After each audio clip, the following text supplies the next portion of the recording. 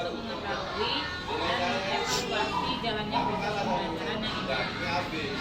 Kenapa ini dilakukan? Karena sebagai persiapan awal ibu nanti sebelum ibu melakukan kegiatan observasi di kelas. Itu pertanyaan pertama ya Bu, kira-kira nih apa sih tujuan pembelajaran yang ingin ibu capai pada pembelajaran yang akan ibu laksanakan nanti di kelas? Tujuan pembelajaran ingin saya capai kan saya nanti ambil tema ini PPKN nih, untuk materi PPKN khususnya yaitu di nilai-nilai yang ada dalam Pancasila. Nah, jadi tujuan yang ingin saya capai di situ, anak-anak ini memang punya kesadaran diri bahwasannya dia itu mampu untuk mengetahui ataupun melaksanakan nilai-nilai yang terkandung dalam Pancasila itu sendiri. Kemudian yang kedua adalah saya ingin membangun rasa percaya diri anak itu lebih tinggi lagi. Kenapa seperti itu? Karena keseringan yang saya lihat dalam pembelajaran keseharian, jika saya memberikan pertanyaan, anak-anak itu banyak yang malu-malu untuk mengangkat tangan menjawabnya gitu. Jadi di situ KSE-nya ini kurang gitu menurut saya kan. Sosial emosional anak-anak itu kurang nampak. Mungkin mereka berani ketika mereka duduk di mejanya atau di kursinya masing-masing. Tapi ketika berdiri di depan ada rasa groginya gitu. Jadi tujuan pembelajarannya yang pertama memang saya pengen anak-anak itu mengetahui betul bahwasanya mereka itu paham akan nilai-nilai yang dalam Pancasila, dalam sila-sila Pancasila. Yang kedua itu mereka memiliki kesadaran diri dan rasa percaya diri mereka yang lebih tinggi. Berarti pembelajaran yang ingin dicapai kesadaran diri Bu. Ini pertanyaan kedua ya Bu, untuk area pengembangan. Area pengembangan seperti apa yang ingin ibu lakukan di kelas? Oke, kalau area pengembangan yang ingin saya terapkan di kelas, kan ini saya sudah susun nih rencana pembelajaran saya pakai diferensiasi. Namun di diferensiasi ini hanya saya ambil dua aja, yaitu konten sama prosesnya. Kalau untuk mengenai hasilnya kita harus buat aksi nyatanya, nggak cukup di dalam kelas aja. Kenapa? Karena nanti pun di dalam pembelajaran di kelas saya akan saya bagi menjadi beberapa kelompok.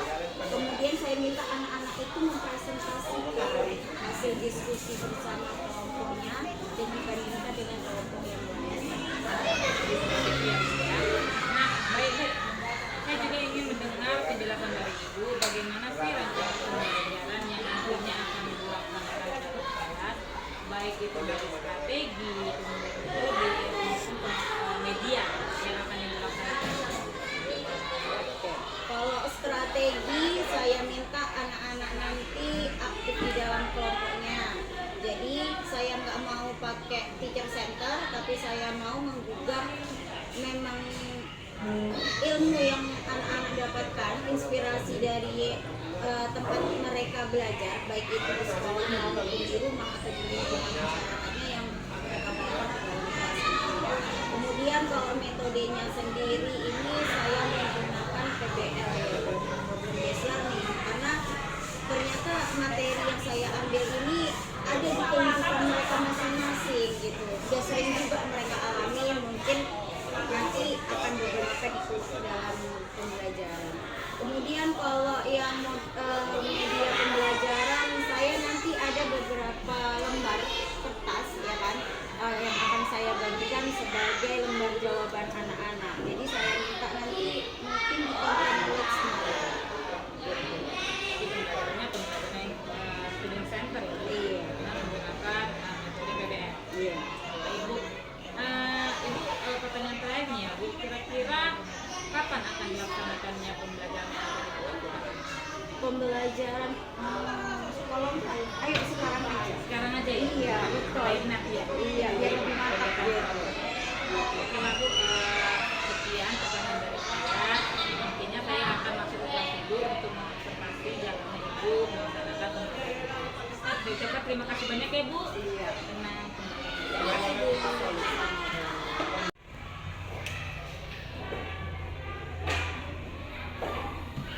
Selamat pagi semuanya. Ya, gimana kabarnya? Sudah sarapan tadi?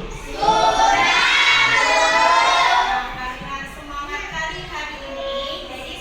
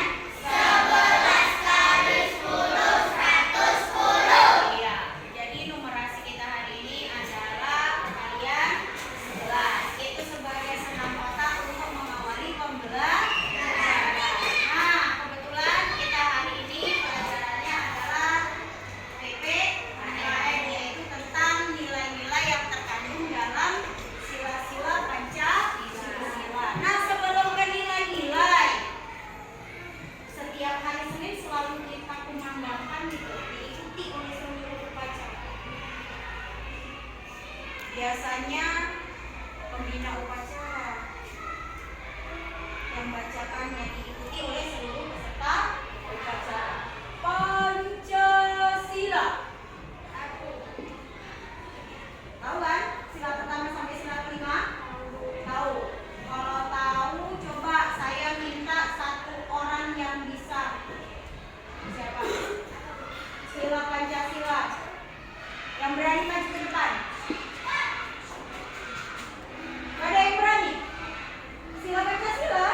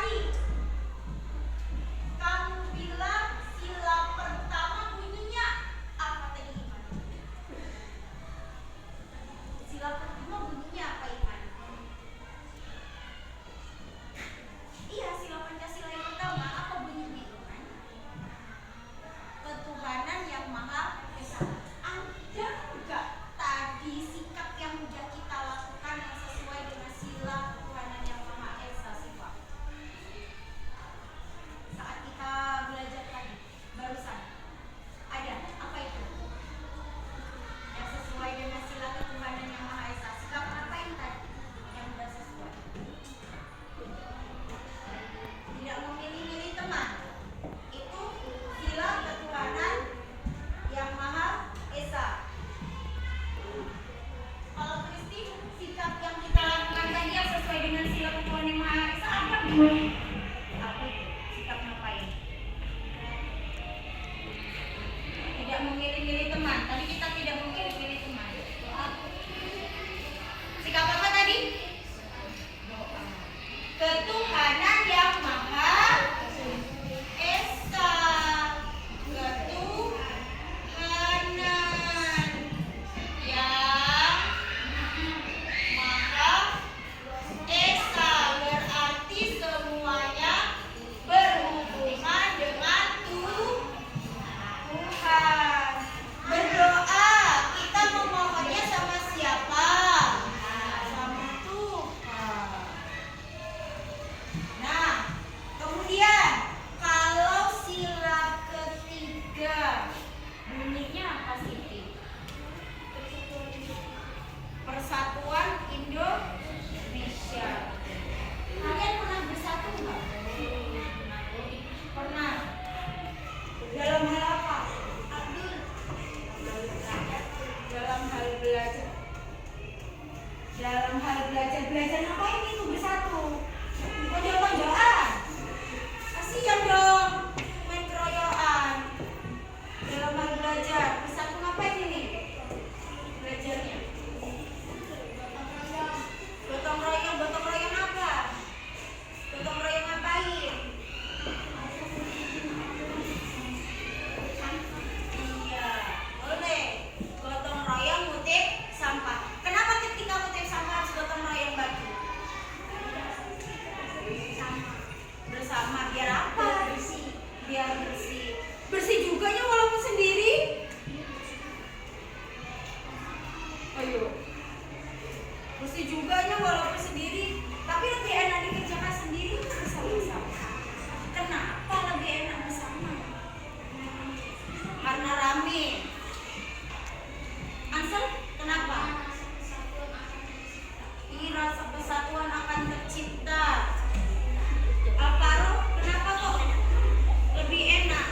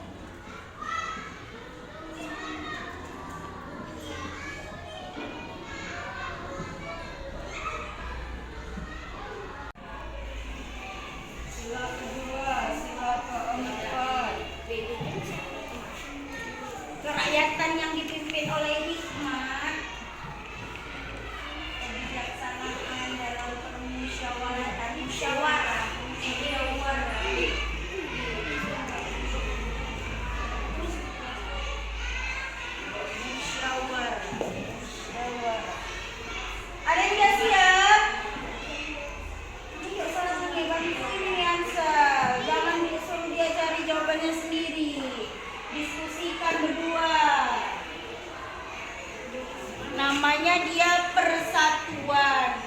Bersatu kita teguh.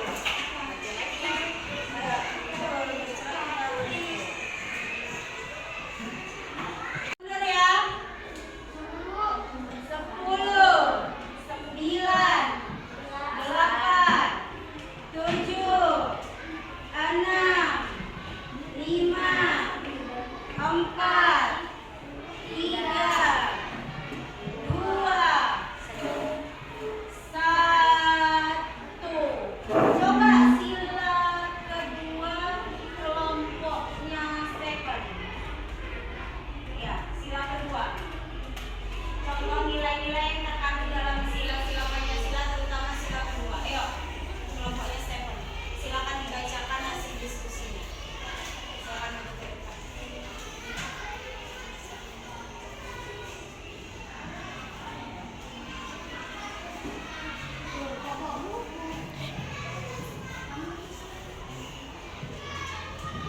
Sikap yang mencerminkan sila kemanusiaan yang adil dan beradab. A. Di sekolah, bersikap toleransi. Di rumah, menggunakan bahan-bahan dari Indonesia. Di masyarakat, tidak menjeleki nama Indonesia. Tidak menjeleki Indonesia. Nama Indonesia. Tadi menggunakan barang-barang Indonesia, bahan-bahan dari Indonesia. Terus kalau yang di rumah, kalau yang di sekolah, bersikap toleransi. Oke, selanjutnya. Coba masih sila kedua nih. Masih sila kedua, karena kayaknya kurang set gitu jawabannya. Coba Syifa, sila kedua. Bacakan. Punya kamu Syifa.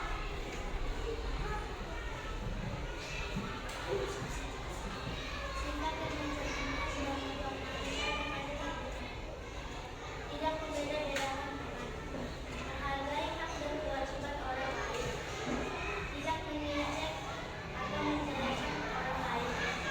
Tidak mengejek. Nah, ini bahasanya lebih enak dicerna dibandingkan yang tadi. Silakan.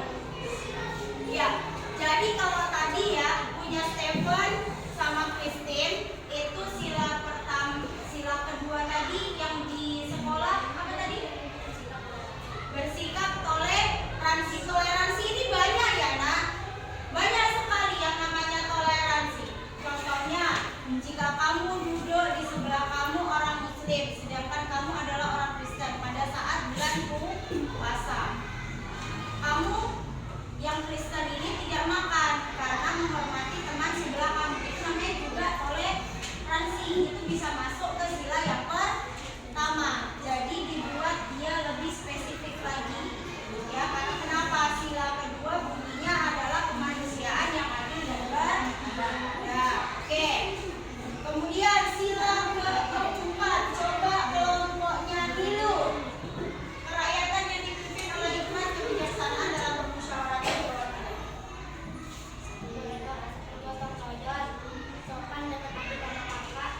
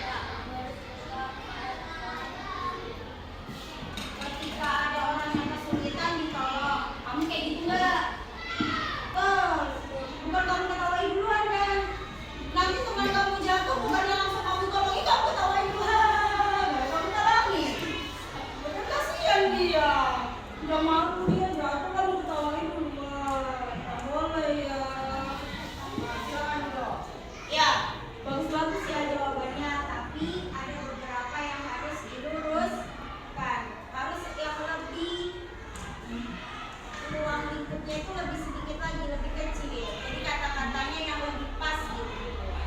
Nah, tadi kan ibu bilang sebelum presentasi kita ice breaking, tapi ternyata gagal. Jadi ice breakingnya setelah presentasi. Tapi sebelumnya tepuk tangan dulu untuk kita semua. Nah, jadi kalian sudah berani maju ke depan walaupun tua Bu. Belum siap Bu. Tapi di dalam diri kita itu punya rasa percaya diri walaupun ketika berdiri di sini. Enggak ya. Aku kalau salah. Hilangkan semua itu. Anggap aja teman-teman kamu yang duduk itu adalah rumput yang bergoyang. Jadi anggap dia rumput yang bergoyang supaya apa? Supaya kamu tidak grogi. Kamu harus punya rasa percaya diri. Kenapa harus punya rasa percaya diri? Kamu kan punya cita-cita. Nah, pasti di cita-cita itu kamu pasti ada usaha untuk mewujudkannya. Nah, ice breaking kita hari ini nggak susah. Kita juga nggak mau uji konsentrasi.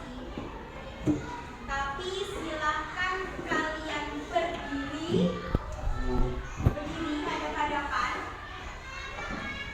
dengan teman sebangku kamu, berdiri hadap-hadapan dengan teman sebangku. Silakan berdiri.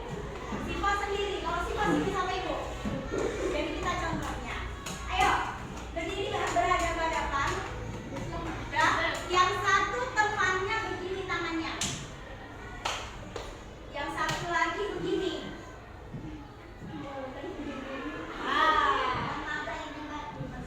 Ya. Nanti kalau ibu bilang dekat, berarti semakin dekat. Kalau ibu bilang jauh, berarti semakin jauh. Kalau ibu bilang tangkap, yang bergerak cuma yang pegang ini ya. Kalau ibu bilang tangkap. Tapi kalau dia bisa meloloskan diri sebelum tangkap, dia begini, bawa ke atas gitu kan, malah tangan ibu sendiri yang begini. Berarti dia yang tangkap. Tapi kalau dia ketangkap begini, berarti yang ketangkap ini yang kalah. Siap? Siap. Ayo berdiri. Ayo.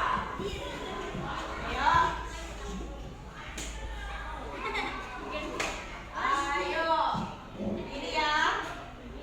Kalau pakai masih kedengeran enggak? Siap. Oke. Konsentrasi. Ya. Dengarin gurunya.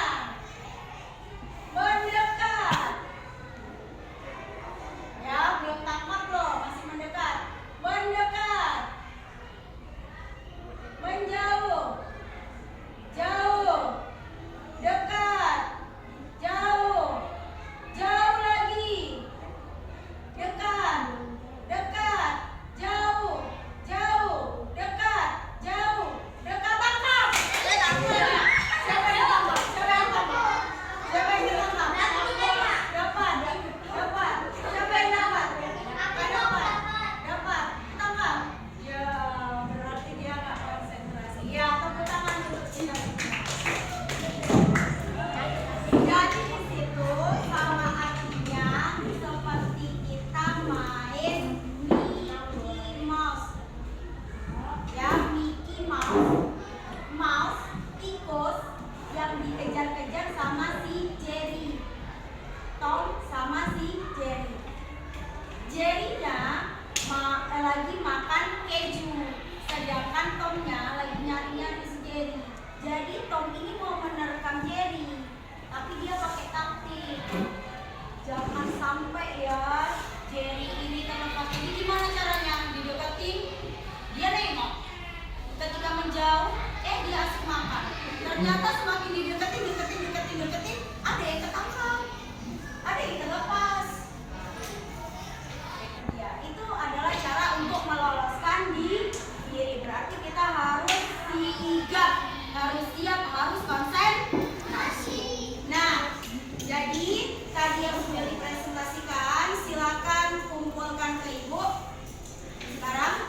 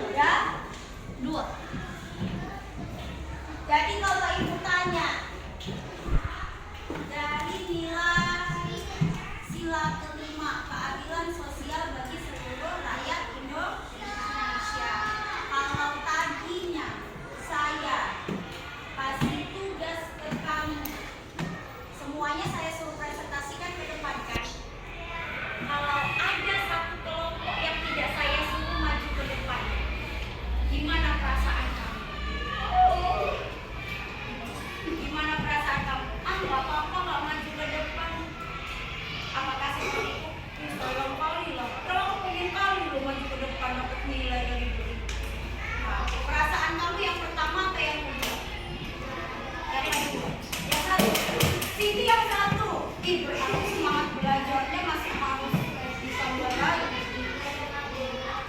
Kita sebagai pembelajar, insan pembelajar, ya, kita nggak boleh capek untuk belajar. Nah, karena ada pepatah mengatakan bahwasanya long life education, belajar sepanjang hayat.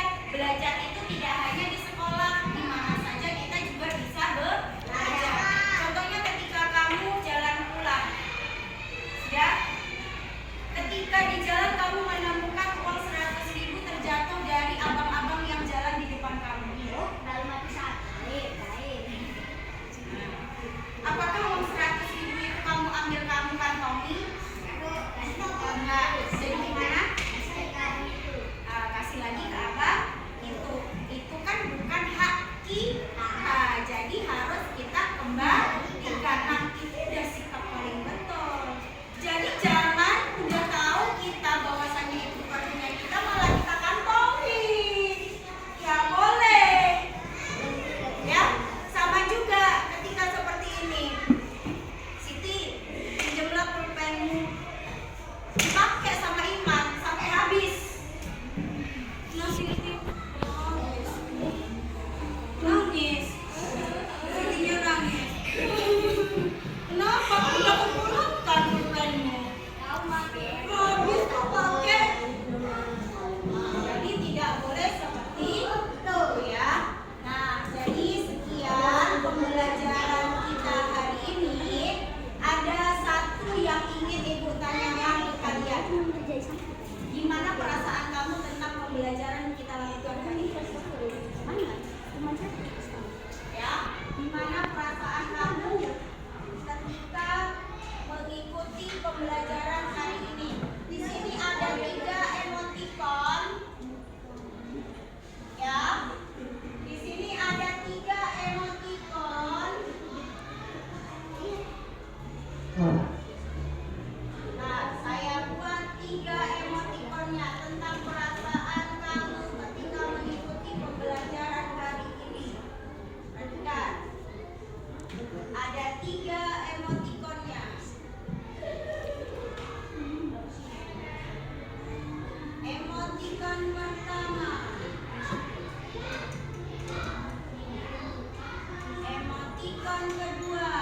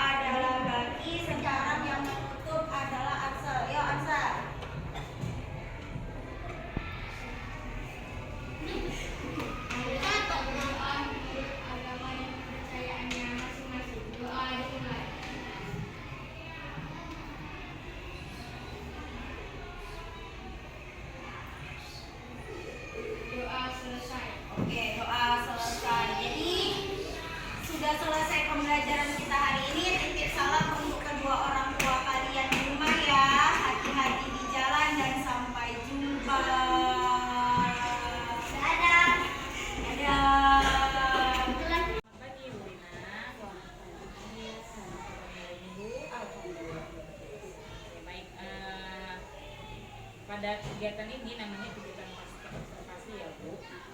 Di sini dalam kegiatan pasca observasi ini saya ingin mengajukan beberapa pertanyaan yang akan saya tanyakan terkait dari hasil observasi yang saya lakukan kepada Ibu. Bu.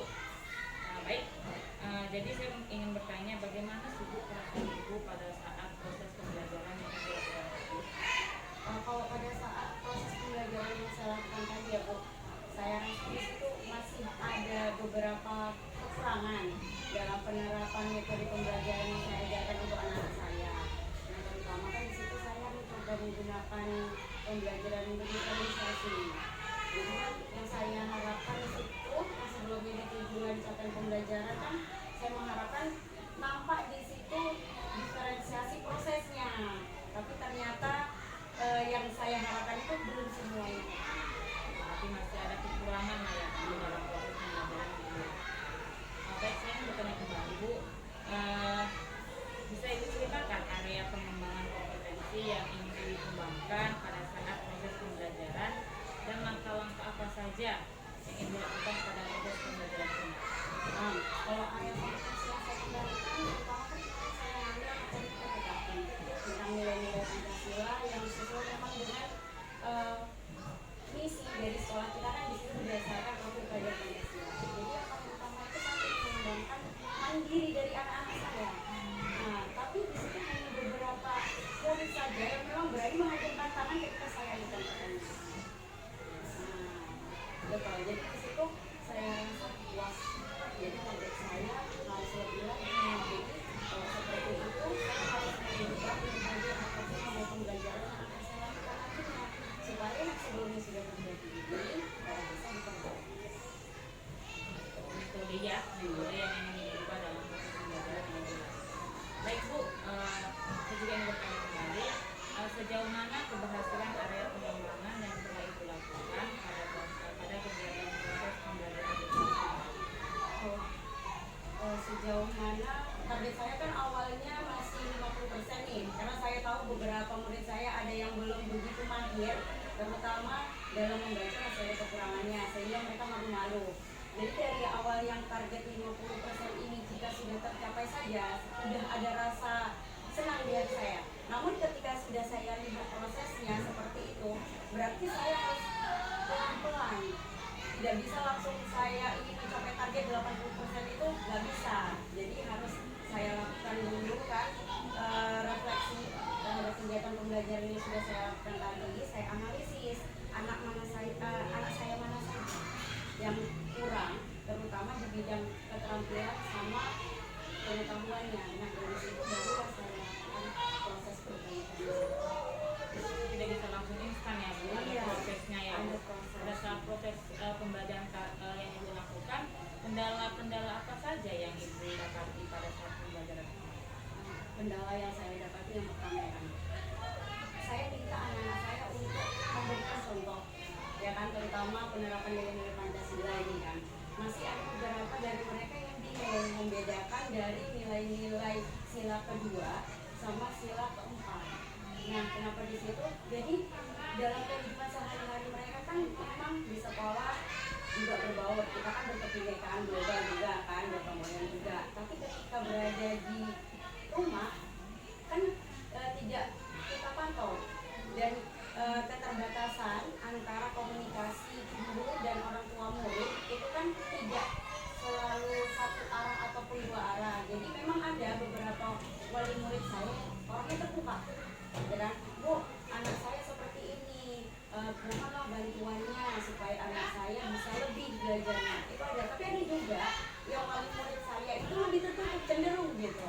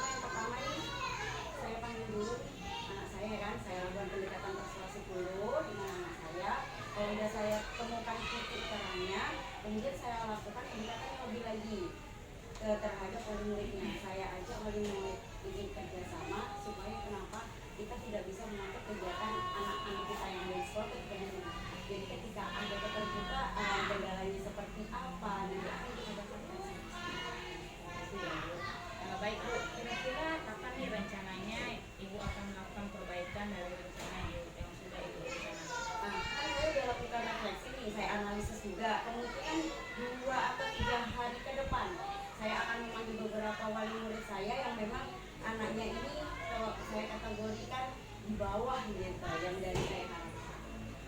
Baik Bu, tadi adalah pertanyaan terakhir dari Tasya. Terima kasih ya Bu. Saya harapkan nanti proses pembelajaran yang Ibu lakukan dan rencana-rencana perbaikan yang Ibu rencanakan dapat berjalan dengan baik ya Bu. Terima kasih ya Bu telah meluangkan waktunya hari ini. Terima kasih Bu. Selamat pagi.